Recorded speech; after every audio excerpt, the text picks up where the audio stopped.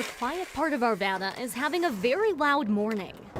Chainsaws cutting through the silence as they chop up a toppled tree. Bye, tree. Yeah. You were a good source of shade. I know. What are we going to do now?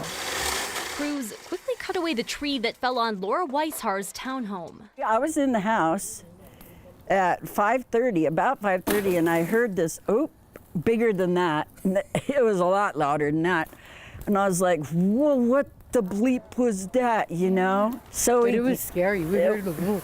And we both came out and like, came running out. Yeah. We both got our phones taking videos, and Betsy, the car was stuck underneath, and I was like, oh man. They're not alone. Wednesday's winds have died down, but what they blew in is left behind.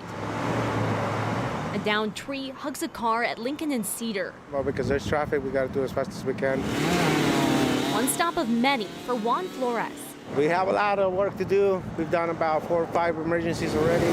Debris is draped from the storm throughout the Denver metro area. In Boulder, massive trees were ripped up by their roots. Up in Berthoud, a dust devil drops a playground on its side, leaving crews a mess to clean up before windy weather makes its return. For Laura, thankfully her home and car seem okay. Yeah, I think so. She's probably just, Betsy's her name. She might have some scratches on her, but windshield's okay. Grateful this wasn't worse. But at least nobody got hurt. Yeah, so they're cleaning it up. I'm gonna miss the tree though.